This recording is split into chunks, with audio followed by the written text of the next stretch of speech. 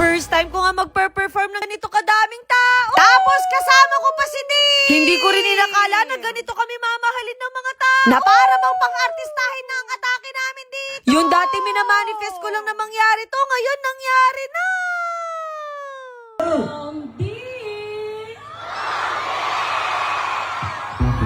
At eto nga, kasama ko si Dee kasi pupunta kami ng recording studio. Opo, magiging singers kami for today's video. Ang ganda nga ng pinuntahan namin kasi music talaga yung team niya dito.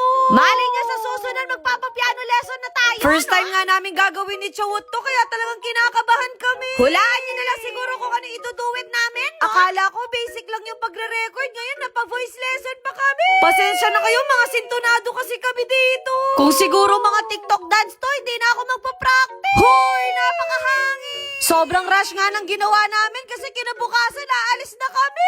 Medyo madugo nga yung biyahe natin kasi aabot tayo ng 10 oras. Hindi pa nga kami magkasundo ni Chawat kung kanino ba mapupunta yung una. Pero dahil ako'y masusunod, wala siyang choice, no? 11 p.m. nga kami nagbiyahe para walang traffic. Kaya siguradong alas 9 na kami makakadating doon. Hindi nga din agad ako nakatulog kasi iniisip ko yung magiging performance ko mamaya. Gusto ko nga mag-practice kami ni Chawat pero tulog mantika na siya. Hindi ko na nga din namalayan na knockout na din pala ako.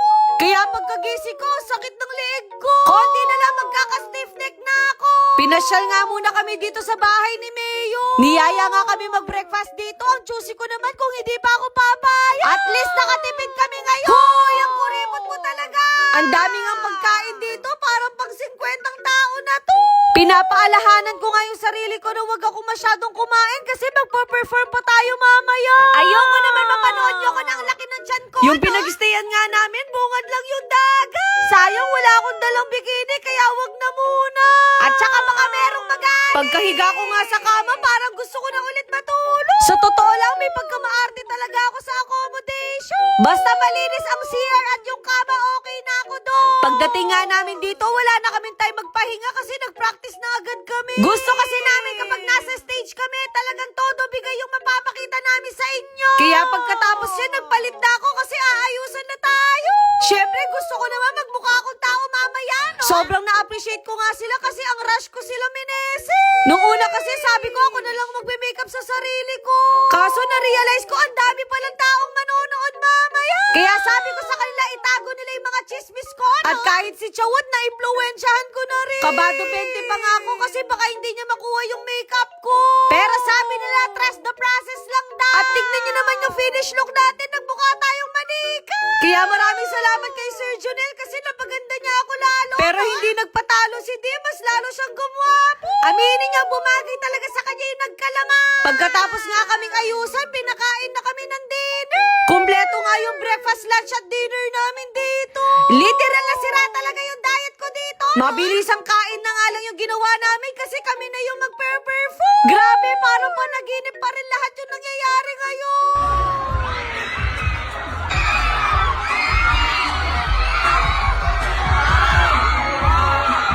Mapapawaw ka talaga sa mga hiyawan nila. Ang dami nga naming namit na mga artista at influencers dito. At sa punto to, dito ko na naramdaman yung kaba. Pero sabi ni Chawat, enjoyin ko lang daw. Kita nyo naman, sanay na talaga si Dee. Pero ilang minuto lang, na-enjoy ko na talaga siya. Kumbaga, parang nagkukwentuhan lang kami dito. Hindi na nga kami nagsaya ng oras, kinantahan na tayo ni Chawat.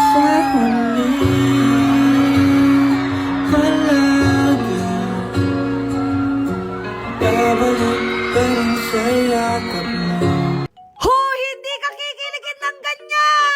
Kung balikan ang hirap luhad lahat, huwag magpapalit, ngiti mo sa mundo. Masyado lang maraming ayuda! At kahit ako, kinikilig ako sa kanta namin. First time kasi namin na magkasama ng ganito, kaya naninibago ako.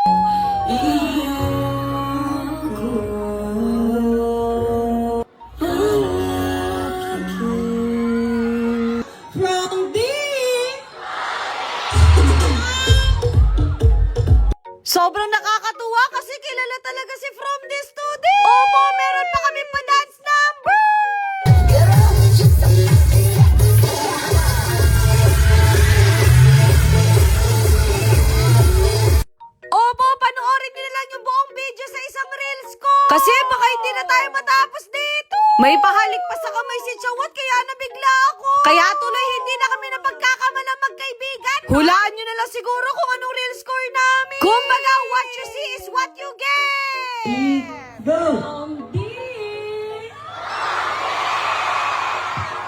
Grabe, hanggang dito pala yung impluensya natin. Grabe yung pag-welcome nila sa amin dito sa diet, kaya deserve nila ng pa-t-shirt. Sabi ko talaga sa sarili ko, bababa talaga ako para makapag-hi man lang sa mga supporters ko. At nakakatuwa kasi meron din nag-drawing sa atin. Sigurado kapag napanood ni Mama to, proud na proud sa akin yun. At kahit napagod ako, mas naman pa rin yung saya. Nabigla nga kami kasi meron pang tao sa likod, kaya nagbigay kami ng oras para sa kanila. Kaya eto yung magiging isa sa mga motivation ko na magpapatuloy pa rin ako sa pag-vlog.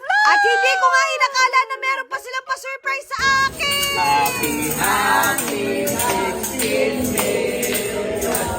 Ilang araw na din kasi talaga kaming busy at ngayon ko lang na-realize na 16 million followers na pala tayo. Grabe naman kayo magmahal sa akin. Kaya kahit irritable na kayo sa voiceover ko, pagpapatuloy ko pa rin yun. Ayun lang.